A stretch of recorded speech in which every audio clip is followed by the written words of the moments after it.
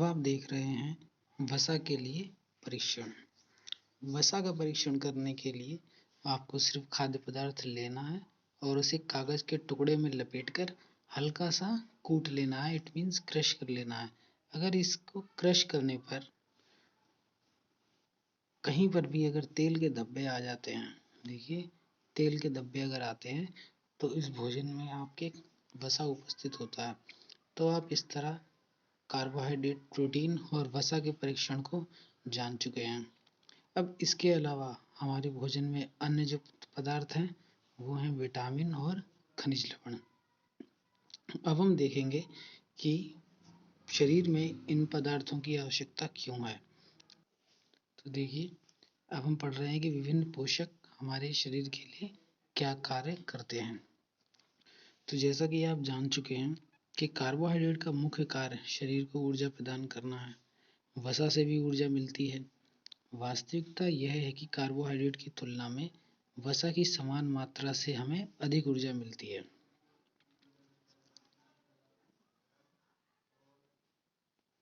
वसा और कार्बोहाइड्रेट को ऊर्जा देने वाला भोजन भी कहा जाता है। आगे देखिए, नेक्स्ट देखिए, ये कुछ एग्जाम्पल दिए गए हैं जो इस चित्र में दिए गए सभी एग्जाम्पल पूर्ण रूप से प्रोटीन के हैं, जो कि शाकाहारी प्रोटीन है। इसके नीचे सेकंड आप देख सकते हैं, यहाँ पर जंतु प्रोटीन यानी मांसाहार प्रोटीन के ये सब एग्जाम्पल हैं। तो ये सारे एग्जाम्पल हमें याद होने चाहिए। देखिए, इस तरफ आपको विटामिन ए के स्रोत दिए गए हैं, जिसमें मुख्य है दूध, मछली का तेल, पपीता, गाजर, ऐसे ही एक एक करके यहाँ पर विटामिन बी के स्रोत दिए गए हैं, जिसमें गेहूँ, चावल, यकृत है। और विटामिन सी है जिसमें खट्टे फल हैं। खट्टे फल में मौसमी, आंवला, अमरूद है, मिर्च है और इसमें हमारा टमाटर भी है। इसके बाद देख सकते हैं विटामिन डी के स्रोत, जहाँ पर दूध, मक्खन, यकृत, मछली और अंडे हैं। तो अभी तक आप इतना जान चुके हैं कि कार्बोहाइड्रेट और प्रोटीन से शरीर को ऊर्जा मिलती है। कार्बोहाइड्रेट और वसा से शरीर को ऊर्जा मिलती है। अब यहाँ देखिए, प्रोटीन की आवश्यकता शरीर की वृद्धि तथा स्वस्थ रहने के लिए होती है। प्रोटीन युक्त भोजन को प्रायः शरीर वर्धक भोजन कहते हैं। विटामिन रोगों से हमारे शरीर की रक्षा करते हैं। विटामिन हमारी आँख, अस्थियों, दांत और मसूड़ों को स्वस्थ रखने में भी सहायता करते हैं। हम जानते हैं कि विटामिन के कई प्रकार हैं, जिसे आपने कई भागों में बांटा है, जैसे vitamin A, B, C, D, E और के। यहाँ पर जो विटामिन बी है, ये कॉम्प्लेक्स है, इट मीन्स इसके कई विभिन्न भाग हैं। विटामिनों का देखिए कि विटामिनों का एक समूह विटामिन बी कॉम्प्लेक्स है। ये शरीर को सभी प्रकार के विटामिनों की अल्प मात्रा में आवश्यकता होती है। देखिए कि अल्प मात्रा में आवश्यकता होती है। विटामिन ए हमारी त्वचा और आँखों को स्वस्थ रखता है, तो ये विटामिन ए का काम है। इस तरह हमें सभी विटामिनों के काम याद होने चाहिए, यानी उनके शरीर में क्या उपयोग है याद होना चाहिए। विटामिन सी रोगों से लड़ने में हमारी मदद करता है, यानी प्रतिरोधक क्षमता बनाता है। विटामिन डी हमारी अस्थियों और दांतों के लिए कैल्शियम का उपयोग करने में हमारी शरीर की सहायता करता है। इस तरह से यहाँ पर आपको विभिन्न विटामिनों से भरपूर भोजन चित्र 1.6 से चित्र 1.9 में दिखाए गए हैं। ये जो ऊपर आपने चित्र देखे थे उन्हीं की बात है। तो यहाँ पर हमें इन सभी को एक सारणी बना के याद कर लेना है। तो देखिए, यहाँ पर आयोडीन के कुछ स्रोत दिए गए हैं। मुख्य रूप से आयोडीन हमें नमक से मिलता है। इसके अलावा हमें जहाँ से आयोडीन मिल सकता है वो स्रोत हैं आपके विटामिन, मछली, दही, अदरक आदि। नीचे देखते हैं, देखिए यहाँ पर आपको फास्फोरस के कुछ स्रोत दिए गए हैं, जिसमें है आपका दूध, केले, मिर्च, अनाज यानी ये गेहूं और चावल। नीचे आपको कुछ आयरन के स्रोत दिए गए हैं, जिसमें आप देख सकते हैं ये पालक है, नाशपाती, मांस है और ये सेब। इसी तरह से नीचे आपको कैल्शियम के स्रोत दिए गए हैं, जिसमें दूध और अंडे हैं।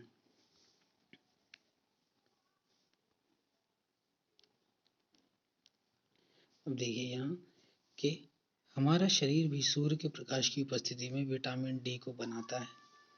इन दिनों कोई भी सूर्य के प्रकाश में नहीं रह पाता, जिससे लोगों में इसकी कमी हो जाती है। अब इसका मतलब ये नहीं है कि अगर आप धूप में खड़े हो जाएंगे तो आप में विटामिन डी का निर्माण हो जाएगा। नेक्स्ट देखिए कि हमारे शरीर को खनिज लवणों की आवश्यकता अल्प मात्रा में होती है। शरीर के उचित विकास तथा अच्छे स्वास्थ्य के लिए प्रत्येक खनिज लवण आवश्यक हैं, जिन्हें यहाँ पर एक चित्र में दर्शाया गया है, उसे हम आगे देखेंगे। अधिकांश खाद्य पदार्थों में एक से अधिक पोषक तत्व होते हैं। आपने भी सारणी 1.2 में प्रेक्षणों को लिखते समय इस बात को अवश्य देखा होगा। ऊपर जो एक सारणी थी, कल वाले वीडियो में हमने जो सारणी देखी थी उसकी बात हो रही है। फिर भी किसी कच्ची सामग्री में, देखिए कच्ची सामग्री उसे कहते हैं जिसे भोजन बनाने के लिए आप यूज करते हैं। जैसे रोटी के लिए आपने जो गेहूं लिया है, उस गेहूं से फिर आपने आटा बनाया है, तो यहाँ जो गेहूं है, जो आटा है, ये क्या है, कच्ची सामग्री है। और जो रोटी बनी है वो आपकी पक्की सामग्री है। आप सब्जी बनाते हैं, जो आलू, बैगन, प्याज, टमाटर लेते हैं, ये सब कच्ची सामग्री है। और इनसे जो सब्जी आपने बनाई है वो आपकी पक्की सामग्री है। निश्चित पोषक की मात्रा दूसरे पोषक की मात्रा से अधिक हो सकती है। जैसे एग्जाम्पल है कि चावल में कार्बोहाइड्रेट की मात्रा दूसरे पोषकों से अधिक होती है। इस आधार पर हम कह सकते हैं कि चावल कार्बोहाइड्रेट समृद्ध भोजन है, यानी चावल में कार्बोहाइड्रेट बहुत ही ज़्यादा है। इन पोषकों के अलावा हमारे शरीर को आहारी रेशों को हम वृक्षांश भी कहते हैं, जिनको हम पहले ही बता चुके हैं, जो भोजन के आवश्यक अवयव हैं, तथा जल की भी आवश्यकता होती है। आहारी रेशे वृक्षांश के नाम से भी जाने जाते हैं। हमारे खाने में वृक्षांश की पूर्ति मुख्यतः पादप उत्पादों से होती है। यानी आप जो भी भोजन में फाइबर लेते हैं, वृक्षांश का मतलब है फाइबर या रेशे, जो भी आप लेते हैं मुख्य रूप से हमें पादपों से ही मिलता है, जिसका सबसे अच्छा स्रोत है सलाद। वृक्षांश के मुख्य स्रोत हैं साबुत खाद्यान्न, दाल, आलू, ताजे फल और सब्जियां। देखिए वृक्षांश का यूज सिर्फ इतना है कि ये भोजन को पचाने में सहायता करता है, इसीलिए हम ज़्यादा से ज़्यादा भोजन में सलाद का यूज करते हैं ताकि वो इजीली डाइजेस्ट हो जाए। वृक्षांश हमारे शरीर को कोई पोषक प्रदान नहीं करते, फिर भी यह हमारे भोजन का आवश्यक अवयव है और इसका आयतन बढ़ा देते हैं, यानी भोजन का आयतन बढ़ा देते हैं। वृक्षांश बिना पचे भोजन को बाहर निकालने में हमारी सहायता करते हैं, यानी जो आपके भोजन का अपचित पदार्थ है उसके उत्सर्जन में सहायता करते हैं। तो इसका मतलब यही है कि भोजन के पाचन में सहायता करते हैं, क्योंकि उत्सर्जन भी पाचन का ही एक भाग है। आगे देखिए, अब हम बात कर रहे हैं जल की। देखिए ये कि जल भोजन में उपस्थित पोषकों को अवशोषित करने में हमारी सहायता करता है। तो जल के मुख्य रूप से दो ही काम हैं कि भोजन में जो आवश्यक पोषक पदार्थ हैं, पहला है उन्हें अवशोषित करना और दूसरा है शरीर के सभी एंजाइमों को क्रियाशील करना। तो शरीर में जल के दो ही कार्य हैं, पहला भोजन के आवश्यक तत्वों को अवशोषित करना, दूसरा सभी शरीर में उपस्थित सभी एंजाइमों को क्रियाशील रखना। यह कुछ अपशिष्ट पदार्थों जैसे कि मूत्र और पसीने को शरीर से बाहर निकालने में सहायता करता है। सामान्यतः हमारे शरीर को जितने जल की आवश्यकता होती है वह हमें उन वस्तुओं से प्राप्त होता है जिन्हें हम द्रव रूप में लेते हैं, जैसे कि जल, दूध, चाय आदि। तो इनसे भी हमें जल प्राप्त हो जाता है। इसके अतिरिक्त हम जो भी भोजन पकाते हैं उसमें भी पानी का प्रयोग किया जाता है। तो इन विभिन्न माध्यमों से जल हमारे शरीर में पहुंचता है। नेक्स्ट टॉपिक है आपका संतुलित आहार।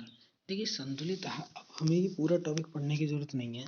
हर टॉपिक में से जो ज़रूरी चीज़ें हमें वो समझ लेनी है। तो संतुलित आहार किसे कहते हैं? शरीर के लिए आवश्यक सभी पोषक पदार्थ संतुलित मात्रा में जिस भोजन में उपस्थित हो उसे हम कहते हैं संतुलित आहार। यानी कार्बोहाइड्रेट, प्रोटीन, विटामिन, वसा, खनिज लवण, रुक्षांश, जल, ये सब शरीर के लिए आवश्यक मात्रा में जिस भोजन में उपस्थित हो उस भोजन को हम क्या कहते हैं? संतुलित आहार। अब यही इसकी परिभाषा थी।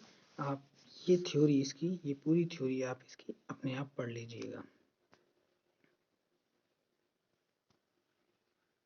अब देखिए यहाँ ये बात याद रखनी भी बहुत ज़रूरी है कि विभिन्न आयु वर्ग के जो लोग हैं, आयु वर्ग का मतलब है एज, कुछ बच्चे हैं जो 1 से 5 साल के बीच हैं, 5 से 10 साल, तो ये आयु वर्ग है। तो विभिन्न आयु वर्ग के जो लोग हैं इनके भोजन की आवश्यकता भिन्न भिन्न होती है। देखिए वही लाइन लिखी गई है कि प्रत्येक आयु वर्ग के लोगों को एक ही प्रकार के आहार की आवश्यकता होती है। ये क्वेश्चन मार्क है, यानी ये पूछ रहा है। तो ये बात याद रख लीजिए कि हर आयु वर्ग के जीवों के लिए भोजन की आवश्यकता या आहार की आवश्यकता या फिर कहा जाए पोषक पदार्थों की आवश्यकता भिन्न भिन्न होती है। इसको हम ऐसे समझ सकते हैं कि जो छोटे बच्चे हैं उन्हें उतना कार्बोहाइड्रेट नहीं चाहिए जितना हम जैसे अडल्ट को चाहिए, क्योंकि हम कुछ फिजिकल वर्क भी करते हैं और छोटे बच्चे इस तरह का फिजिकल वर्क नहीं करते हैं। तो ज़्यादा फिजिकल वर्क करने के लिए हमें ज़्यादा एनर्जी चाहिए जो हमें मेनली कार्बोहाइड्रेट से मिलेगी या फिर हम कह सकते हैं वसा से मिलेगी। तो हमें कार्बोहाइड्रेट और वसा का यूज़ ज़्यादा होता है। देखिए यहाँ कि दालें, मूंगफली, सोयाबीन, अंकुरित बीज का मतलब है कोई भी अंकुरित अनाज जिसमें दाल भी हो सकती है, गेहूं भी हो सकता है, मूंग व चना। किण्वित भोजन, किण्वित भोजन वो है जो एंजाइमों की क्रिया से बनाया जाता है।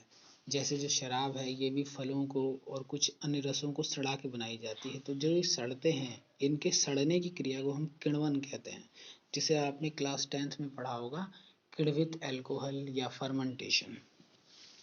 तो किण्वित भोजन जो कि मुख्य रूप से दक्षिण भारतीय भोजन जैसे इडली, आटे का मिश्रण, मिस्सी रोटी, थेपला, अनाज व दालों से बना, केला, पालक, सत्तू, गुड़ उपलब्ध सब्जियां तथा सभी प्रकार के अन्य भोजन कई पोषक उपलब्ध कराते हैं। तो ये कुछ फूड की वैरायटी दी गई है कि इस तरह का फूड हम यूज़ करते हैं जिससे हमें संतुलित भोजन मिलता है, यानी कुछ अच्छे पोषक तत्व मिलते हैं।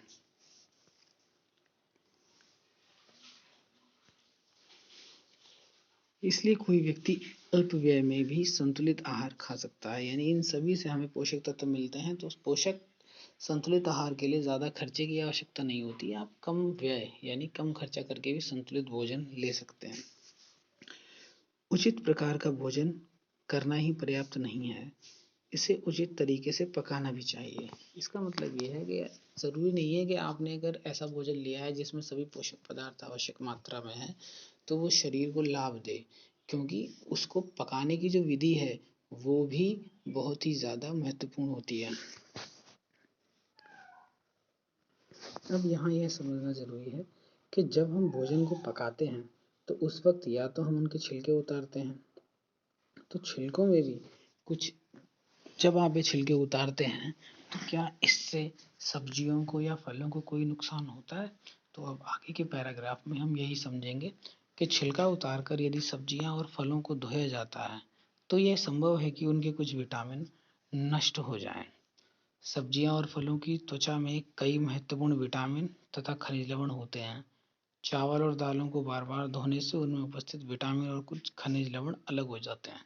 तो इस पैराग्राफ से हमें ये समझ आता है कि अगर आप सब्जियों का और फलों का पूर्ण रूप से लाभ उठाना चाहते हैं तो सब्जियों को ज़्यादा नहीं छीलना चाहिए, उन्हें अच्छी तरह धो, सब्जियों को फलों को इन्हें अच्छी तरह धो लेना चाहिए। हालांकि अगर आप इन्हें धोते हैं तब भी इनमें से कुछ विटामिन का लॉस होता है, यानी वो पानी में बह जाते हैं। फिर भी हम सफाई के लिए उन्हें अच्छी तरह धो के यूज़ करें, लेकिन उन्हें जो छीलने का काम है वो कम से कम करें। और इसमें सबसे ज़्यादा मेन है कि जब हम दाल और चावल बनाते हैं इनको भी हम कई बार धोते हैं। आप जब इन्हें धोते हैं तो उसका पानी का रंग चेंज हो जाता है, क्योंकि इसके विटामिन या फिर इनका कार्बोहाइड्रेट वो क्या पानी के साथ बह के चले जाते हैं, जिससे दाल और चावलों की जो गुणवत्ता है वो बहुत ही कम हो जाती है। देखिए, अब ये बात हम सभी जानते हैं कि जब भोजन को पकाया जाता है तो उससे भोजन का जो स्वाद है वो बढ़ता है और इसे पचाने में आसानी होती है, क्योंकि उसके जो फाइबर हैं, उसका जो कार्बोहाइड्रेट है, उनकी स्ट्रक्चर चेंज हो जाती है, जिससे हम उसे इजीली डाइजेस्ट कर लेते हैं। इसके साथ साथ पकाने में कुछ पोषक तत्वों की भी हानि हो सकती है। यदि भोजन पकाने में अत्यधिक जल का उपयोग किया जाता है और बाद में उसे फेंक दिया जाता है तो कई लाभदायक प्रोटीन और खनिज लवणों की हानि होती है। अब ये क्रिया ज़्यादातर चावलों के साथ यूज़ की जाती है कि जब आप चावल पकाते हैं और उसमें अगर पानी आपने बहुत ही ज़्यादा ले लिया है तो उसे हम बाद में निथार यानी छान देते हैं, तो यहाँ पर चावल का जो कार्बोहाइड्रेट है या हम स्टार्च या मंड कह सकते हैं, उसके साथ कुछ विटामिन है वो उस पानी के साथ बह जाते हैं। देखिए, पकाने में विटामिन सी, तो देखिए ये याद करिए आप कि जो विटामिन बी है और विटामिन सी है, ये दो विटामिन ऐसे हैं जो जल में घुलनशील हैं। ठीक है, तो ये दो विटामिन ऐसे हैं जो जल में घुलनशील हैं। इसके अलावा आपने जितने विटामिन पढ़े हैं वो सभी विटामिन वसा में घुलनशील है, क्योंकि ये विटामिन जल में घुलनशील है। अब अगर आप किसी सब्जी को फल को धोते हैं या पकाते हैं, अब जैसे आपने उसके पानी को निथारा, निथारा यानी पानी अगर ज़्यादा है आपने उस पानी को अलग किया तो उस सब्जी में से या फल में से विटामिन बी और सी निकल जाते हैं, क्योंकि ये वाटर में घुल जाते हैं। अब यहाँ पर विटामिन ए, डी, ई, के इनको कोई नुकसान नहीं होता, क्योंकि ये वसा में घुलनशील है। तो याद रखिए कि जल में कोई भी फल या सब्जी धोने से विटामिन बी और सी का नुकसान हो जाता है। देखिए, इस पूरे में यही बात लिखी है कि पकाने में विटामिन सी आसानी से गर्मी से नष्ट हो जाता है। क्या यह उचित नहीं होगा कि हम अपने आहार में फल और कच्ची सब्जियों को सम्मिलित करें? तो अगर फल और कच्ची सब्जियां होंगे तो हम उन्हें पकाएंगे नहीं, जिससे ज़्यादा से ज़्यादा प्योर प्रोटीन और विटामिन आपको मिल सकता है। अब यहाँ ये बात भी याद रखने वाली है कि हमने अभी पहले पढ़ा था कि कार्बोहाइड्रेट और वसा में से ज़्यादा ऊर्जा आपको किससे मिलती है? ज़्यादा ऊर्जा आपको मिलती है वसा युक्त भोजन से। तो अगर हमें ज़्यादा एनर्जी चाहिए तो ऐसा हम क्यों नहीं कर सकते कि ज़्यादा से ज़्यादा वसा युक्त भोजन का यूज़ करें? जैसे कि देखिए, तली हुई चीज़ें, समोसा, पूड़ी, मलाई, रबड़ी, पेड़ा आदि, इसका उपयोग ज़्यादा क्यों नहीं किया जाता? क्योंकि ज़्यादा ऊर्जा युक्त भोजन को डाइजेस्ट करने के लिए, हजम करने के लिए भी ज़्यादा एनर्जी की आवश्यकता होती है।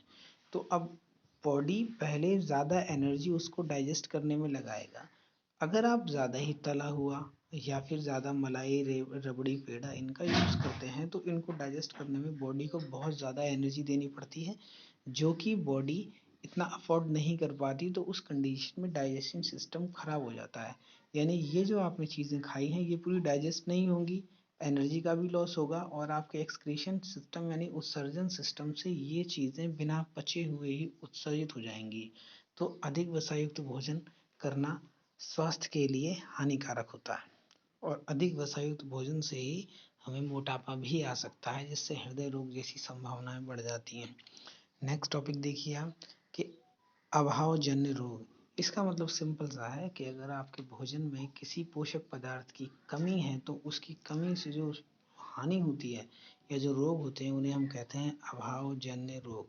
देखिए कि एक व्यक्ति खाने के लिए पर्याप्त भोजन पा रहा है, यानी उसे पर्याप्त भोजन मिल रहा है, लेकिन कभी कभी उसके भोजन में किसी विशेष पोषक की कमी हो जाती है। यदि यह कमी लंबे समय तक रहती है तो वह व्यक्ति उसके अभाव से ग्रसित हो जाता है। एक या अधिक पोषक तत्वों का अभाव हमारे शरीर में रोग अथवा विकृतियां उत्पन्न कर सकता है। वे रोग देखिए कि वे रोग जो लंबी अवधि तक पोषकों के अभाव के कारण होते हैं उन्हें अभावजन्य रोग कहते हैं। यदि कोई व्यक्ति अपने भोजन में पर्याप्त प्रोटीन नहीं ले रहा तो उसे कुछ रोग हो सकते हैं, जैसे वृद्धि का अवरुद्ध होना। अवरुद्ध होने का मतलब है कि वृद्धि बढ़ना रुक जाना, यानी लंबाई ना बढ़ना। चेहरे पर सूजन आ जाना। देखिए, अब चेहरे पर सूजन जो यकृत है उसमें कमी होने से भी आ सकती है। अब यहाँ बालों के रंग का उड़ना, त्वचा की बीमारियां, पेचिश आदि ये कुछ मुख्य हैं, लेकिन ऐसे कई लक्षण हो सकते हैं। यदि प्रोटीन और कार्बोहाइड्रेट दोनों ही किसी व्यक्ति के आहार से एक लंबे समय तक अनुपस्थित रहें तो उसकी वृद्धि पूरी तरह से अवरुद्ध हो जाती है। ऐसा व्यक्ति बहुत दुबला पतला हो जाएगा। वह इतना दुर्बल हो जाएगा कि चलने में भी असमर्थ होगा। अब देखिए, यहाँ एक सारणी दी गई है जहाँ पर आपको विटामिन, उनके अभाव से रोग और उनके लक्षण दिए गए हैं। तो पहला है आपका विटामिन ए। अब इसकी अगर कमी होती है तो हमें दृष्टिहीनता होती है, यानी आपको देखने में दिक्कत होगी, जिसके लक्षण है कि कमजोर दृष्टि, अंधेरे या रात में कम दिखाई देना, कभी कभी पूरी तरह से दिखाई देना बंद हो जाता है। ऐसे ही विटामिन बी से जो रोग होता है वो बेरी बेरी है। लक्षण यहाँ आपको दिए गए हैं। विटामिन सी का रोग है स्कर्वी, सामने लक्षण है। विटामिन डी से जो रोग है, कमी से जो रोग है वो है रिकेट्स, यहाँ लक्षण है इनका। ऐसे ही इन सभी के यहाँ पे रोग और लक्षण दिए गए हैं, आप भी पढ़ सकते हैं।